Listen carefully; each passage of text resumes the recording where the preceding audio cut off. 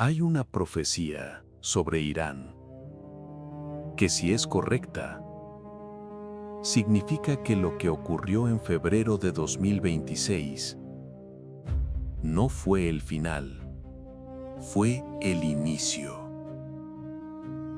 Porque este texto, escrito hace 2600 años, afirma algo que nadie en el debate actual quiere aceptar: que Irán será golpeado.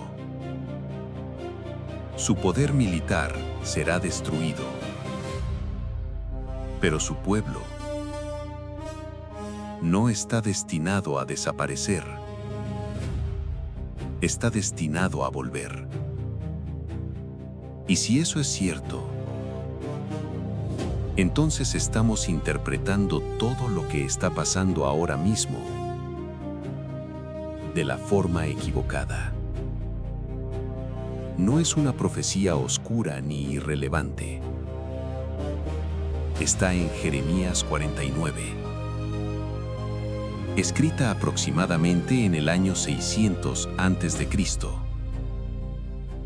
Y lo que dice es demasiado incómodo para los dos lados del debate. Para los que quieren ver a Irán destruido, es demasiado esperanzadora. Para los que defienden el régimen iraní, es demasiado devastadora. Y para los analistas geopolíticos convencionales, es simplemente inexplicable. En esos versículos hay dos afirmaciones que parecen contradecirse. La primera dice que el poder militar de Elam, el corazón del actual Irán, será destruido, que sus arcos serán quebrados, que sus guerreros serán dispersados hasta los confines de la tierra, que el terror caerá sobre ellos. La segunda dice que en los últimos días, Dios restaurará a los cautivos de Elam, que los traerá de regreso, que habrá un futuro para ese pueblo. Destrucción del poder militar y restauración del pueblo. No son afirmaciones sobre el mismo momento. Son dos etapas de un proceso que Jeremías describió desde el exilio, hace 2600 años. Pero aquí es donde esto se vuelve inquietante. Porque Elam no es solo historia, es un lugar real. Un territorio que hoy tiene otro nombre: Irán. Para entender la profecía de Jeremías sobre Elam, hay que entender primero quiénes eran los elamitas. No como nombre en un mapa antiguo, como civilización real. Elam era uno de los imperios más antiguos del mundo conocido. Su capital era Susa, la ciudad que aparece en el libro bíblico de Esther como la residencia del rey persa Asuero. Hoy, Susa se llama Shush y está en la provincia de Juzestán, en el noroeste de Irán. Los elamitas desarrollaron uno de los primeros sistemas de escritura conocidos de la historia humana. El protoelamita, que los arqueólogos han identificado en tablillas de arcilla, que datan de aproximadamente el año 3200 a.C. Es contemporáneo con los primeros sistemas cuneiformes de Mesopotamia. Construyeron una civilización que duró más de 2000 años. Comerciaron con Mesopotamia, con el Indo, con el Golfo Pérsico. resistieron invasiones de asirios y babilonios durante siglos. Y cuando finalmente el imperio persa se convirtió en el poder dominante del mundo antiguo en el siglo VI a.C., el territorio de Elam se convirtió en su corazón geográfico y administrativo. Susa se convirtió en una de las capitales del imperio persa, el mismo imperio que Ciro gobernó, el mismo imperio que liberó a los judíos del exilio babilónico. Persia y Elam no son el mismo pueblo. No hablan el mismo idioma. No tienen el mismo origen étnico. Pero son el mismo territorio. Y ese territorio es lo que hoy llamamos Irán. Jeremías escribió en el capítulo 49, versículos 34 al 39. Escucha esto. Yo quiebro el arco de Elam. Eso significa una cosa: su poder militar. En el mundo antiguo, el arco no era solo un arma. Era el símbolo de la capacidad bélica de un pueblo. Un pueblo cuyo arco era quebrado. Era un pueblo cuya fuerza militar había sido destruida. Los dispersaré a los cuatro vientos. Eso significa diáspora. Dispersión hacia todas las direcciones del mapa. Y luego aparece una frase. Una sola frase que cambia todo lo que vino antes. En los postreros días, haré volver a los cautivos de Elam. El texto continúa. Destruiré de allí rey y príncipes. Y en los postreros días, haré volver a los cautivos de Elam. Dice el Señor. Detente un momento. Porque hay algo en ese texto que merece ser procesado con calma. Jeremías no está hablando del régimen. Está hablando del pueblo. La destrucción que describe apunta al poder militar, al arco, que es el fundamento de su fortaleza, a los reyes y príncipes que gobiernan, y la restauración que describe al final apunta a los cautivos, a los dispersados, al pueblo que ha sido aventado a los cuatro vientos. Esa distinción no es semántica, es todo. Porque una cosa es el poder y otra cosa es la gente. 80 millones de personas. No son titulares. No son mapas. Son vidas. Familias. Personas que no eligieron el sistema que las gobierna. Y en el contexto del Medio Oriente de 2026, donde las protestas que el régimen reprimió con miles de muertos, mostraron que hay decenas de millones de iraníes que no se identifican con quienes los gobiernan, esa distinción tiene una urgencia que los análisis geopolíticos convencionales raramente hacen. El texto de Jeremías, escrito hace 2600 años, parece haber hecho esa misma distinción antes de que nadie la formulara en términos políticos modernos. Y aquí es donde todo se conecta con otra profecía que cambia completamente el cuadro. Ezequiel 38. En ese texto, Persia, Irán, no aparece como víctima, aparece como parte de una coalición. Una coalición que marcha contra Israel en los tiempos finales. Y esa coalición es destruida.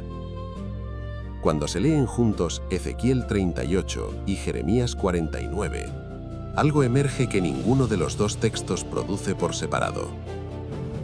Si la coalición de Ezequiel es destruida y el poder militar de Elam es quebrado como Jeremías describe, y si el texto de Jeremías añade que en los postreros días los cautivos de Elam serán restaurados, entonces los dos textos juntos describen una secuencia. Destrucción del sistema de poder, dispersión del pueblo y restauración posterior.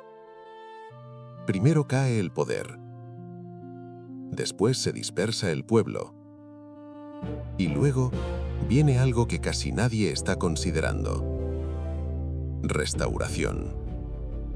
Ese no es el destino de un pueblo condenado. Es el destino de un pueblo que atraviesa una transformación.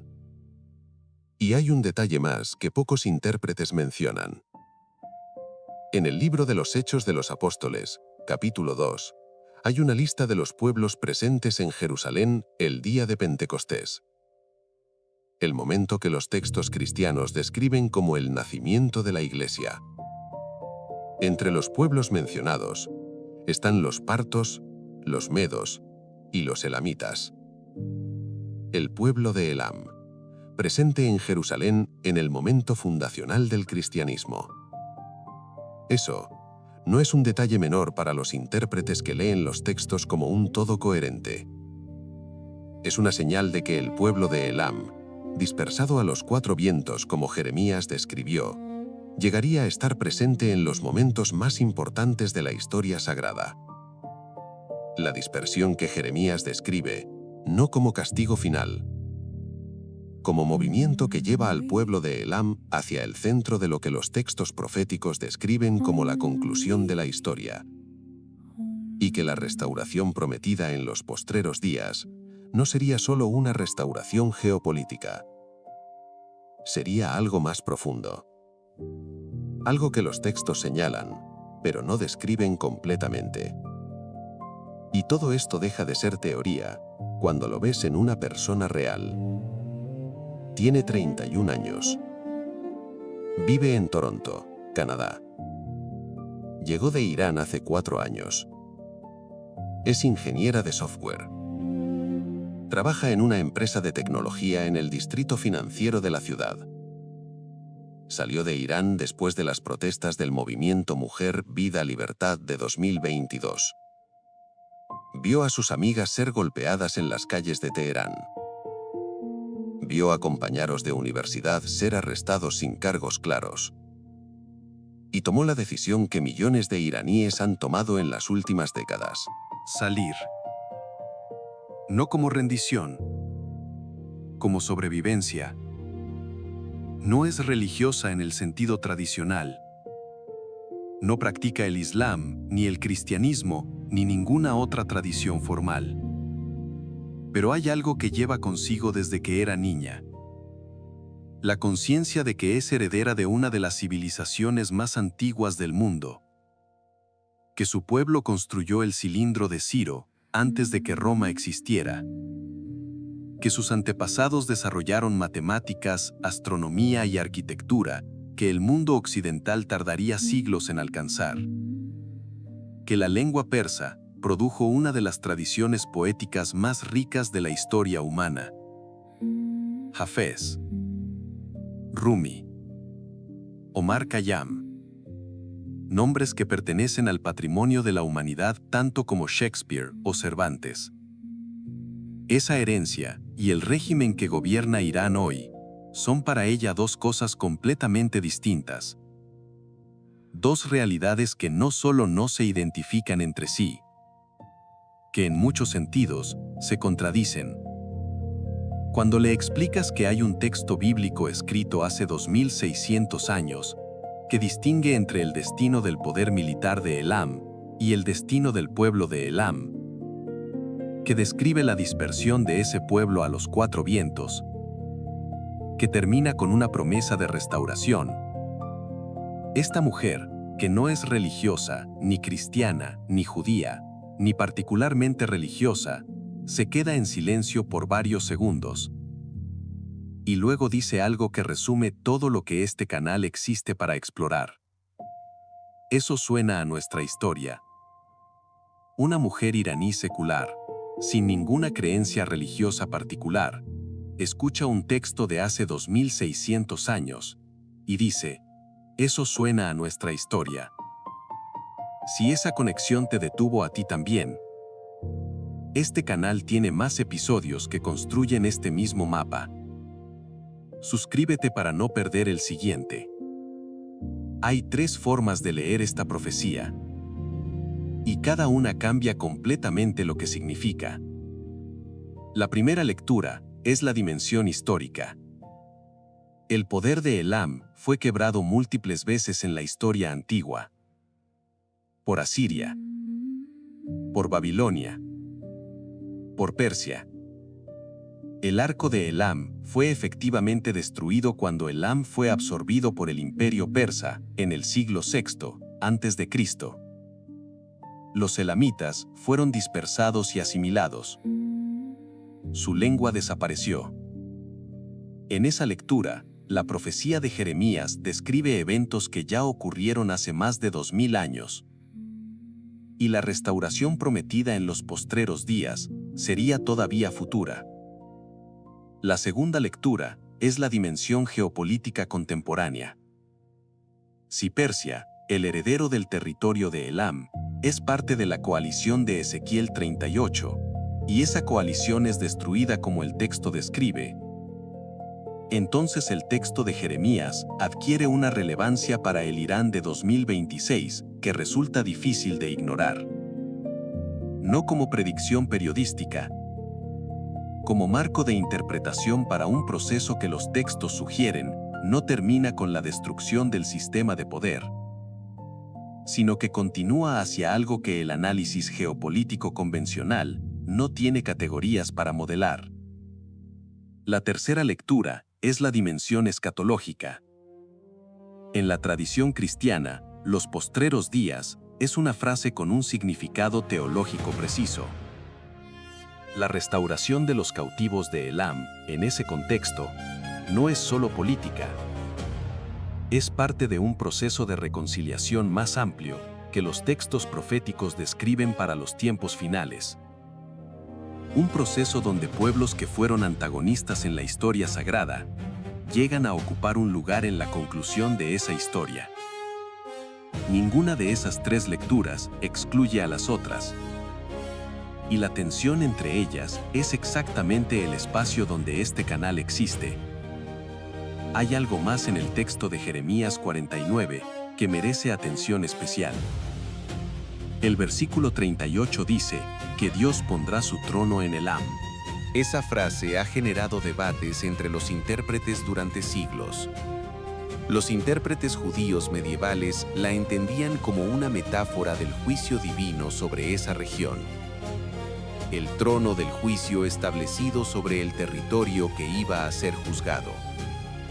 Los intérpretes cristianos la han leído de otra forma, como una referencia a la presencia del Espíritu Santo en el día de Pentecostés, cuando los elamitas estaban presentes en Jerusalén, cuando el trono, en el sentido de la presencia divina, se estableció entre los dispersados de Elam que habían llegado hasta Jerusalén. Y algunos intérpretes contemporáneos la leen como una promesa de que en los tiempos finales, el territorio que hoy es Irán experimentará una transformación espiritual que los textos no describen en detalle, pero que señalan como parte del proceso escatológico. Lo que ningún intérprete honesto puede hacer es ignorar la asimetría del texto. Jeremías no termina la profecía sobre Elam con destrucción, la termina con restauración. Y esa asimetría importa más de lo que parece, porque en los textos proféticos hebreos, terminar con restauración en lugar de con destrucción es una decisión narrativa deliberada. Es la diferencia entre una sentencia y una promesa. El conflicto del Medio Oriente tiene muchos análisis: geopolíticos, estratégicos, económicos, históricos. Pero hay una distinción que casi todos evitan hacer: La distinción entre el régimen y el pueblo. El régimen iraní es una estructura política y teológica fundada en 1979. El pueblo iraní es una civilización de 4000 años. No son la misma cosa, nunca lo fueron. Y los textos proféticos que hemos analizado parecen hacer esa misma distinción con una precisión que sorprende. Ezequiel describe la destrucción de la coalición que incluye a Persia. Jeremías describe la restauración del pueblo de Elam. No son afirmaciones contradictorias, son afirmaciones sobre dos cosas distintas: el destino de un sistema de poder y el destino de un pueblo. Y esa distinción, que los textos proféticos hacen con 2600 años de anticipación, es la que los análisis convencionales del conflicto iraní de 2026 todavía no están incorporando. Hay una última cosa que merece ser dicha antes de cerrar. El texto de Jeremías 49 termina con una promesa que no tiene condición. No dice que los cautivos de Elam serán restaurados si se arrepienten. No dice que serán restaurados si cambian de régimen. No impone ninguna condición teológica o política. Solo dice: en los postreros días haré volver a los cautivos de Elam. Ese lenguaje incondicional es notable, porque en los textos hebreos, las promesas condicionales son mucho más comunes que las incondicionales. La mayoría de las profecías de restauración tienen una cláusula: un sí, un cuándo, un hasta qué. Esta no: haré volver. No, ellos volverán si cumplen tal condición. Haré volver. La voz activa del sujeto divino sobre el objeto humano. Esa diferencia gramatical no es un detalle menor. En los textos hebreos, la voz activa divina sobre una promesa de restauración es la forma más fuerte de afirmar que el resultado no depende de la capacidad humana de cumplir. Depende de algo que el texto presenta como más permanente que cualquier decisión política o religiosa. El texto no está hablando del fin de Irán. Está hablando de la diferencia entre un sistema que cae y un pueblo que permanece. Esa es la promesa que nadie está discutiendo en los análisis del conflicto iraní de 2026, y que este canal considera su responsabilidad señalar. Así que ahora la pregunta ya no es teórica, es incómoda. Cuando miras Irán hoy, ¿qué estás viendo realmente? ¿El colapso de un sistema? ¿O el inicio de una restauración que nadie quiere admitir? Porque si Jeremías está en lo cierto, entonces el mayor error del análisis moderno es confundir al régimen con el pueblo. Y eso cambia todo. Escríbelo en los comentarios. ¿Estamos viendo el fin de Irán o su transformación? Código profético. No estamos aquí para cerrar el debate. Estamos aquí para abrirlo.